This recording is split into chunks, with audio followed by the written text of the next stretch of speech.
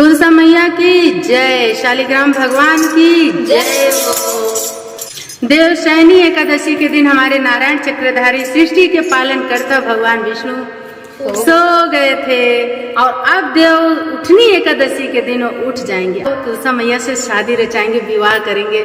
शालिग्राम भेष में आकर के उस रूप में विवाह रचाएंगे। श्राप दे दी थी तुलसा मैया, पत्थर को बना दी थी। सुनिए कहानी आप लोग। जब वो वृंदा थी ना तो उनके राक्षस था, मतलब उनका पति एक राक्षस था, जलंधर।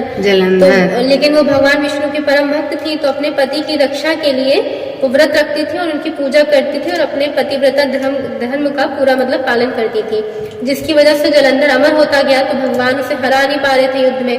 तो देवताओं को जलंधर से मुक्ति पानी थी, तो उन्होंने भगवान विष्णु के साथ मिलकर एक योजना बनाई और फिर भगवान विष्णु ने अपना रूप बदल के जलंधर का रूप धारण करके वृंदा से उसका पतिव्रता धर्म भंग करवा दिया, जिससे जलंधर की मृत्यु हो गई वहाँ युद्ध में। उनको पता चला वृंदा को कि ये भगवान और है, तो उन्होंने श्राप दे दिया।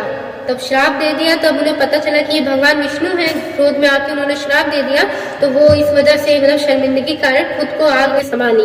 जब वो अग्नि में समा गई, राख हो गई, तब भगवान विष्णु उनकी भक्ति से प्रसन्न हुए और उन्हें कहा कि उस राख में से उन्होंने तुलसी का पौधा जन्म दिया, जिसे उन्होंने तुलसी नाम दिया कि ये हर जगह पूजनीय होगा।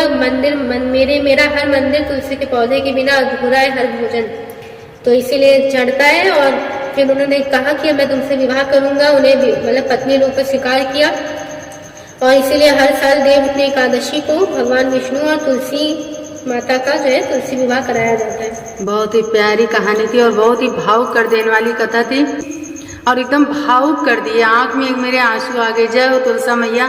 तुलसा मैया अपने आप को ही जला ली थी, फिर भगवान विष्णु ने ही दोबारा जीवित किए वृक्ष के रूप में, फिर बन गए शालिग्राम विष्णु। उसी अवतार में शादी रचाए और तुलसा मैया को ये भी बोले थे तुम्हारे बिना हर मंदिर और हर भोग अधूरा रहेगा, हर पूजा पाठ अधूरा रहेगा। वाकई में तुलसा मैया के जिस भोग में पाती नहीं उनकी रहती है, वो भोग ही भगवान को स्वीकार ही नहीं है। चाहे जगन्नाथ भगवान को देख लीजिए, भगवान राम को देख लीजिए, हनुमान जी को देख लीजिए और कृष्ण भगवान को देख लीजिए। बड़े लेटे हनुमान जी बहुत भाग्यशाली हैं उन लोग जो प्रयाग संगम नगरी में हैं। हम जैसे लोग उस नगरी में हैं और कभी दर्शन को जाते हैं तो आत्मा एकदम मन विभोर हो जाता है। इतनी तुलसी की माला एकदम गछी रहती है और गंगा मैया हर सावन में आके एक बार दो बार हनुमान जी को नहला के जाती है। रिकॉर्ड तोड़ के 5 बार नहलाई। इस बार 5 बार नहलाई थी, रिकॉर्ड तोड़ दी थी गंगा मैया। और हर साल गंगा मैया नहलाती हैं हनुमान जी को, हर साल नहलाती हैं।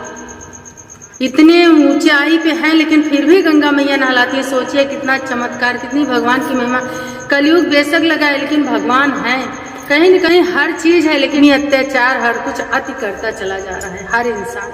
लेकिन अगर धार्मिक धर्म से चले तो हर कुछ इंसान को प्राप्त हो सकता है और है भी आज। मैं तो जब देखती हूँ सुनती हूँ तो एकदम आत्मा हो जाती है कि इतना हनुमान जी को तुलसी की बड़ी बड़ी माला जो इतनी पतली पतली डंठल होती है कैसे माली गच लेते हैं।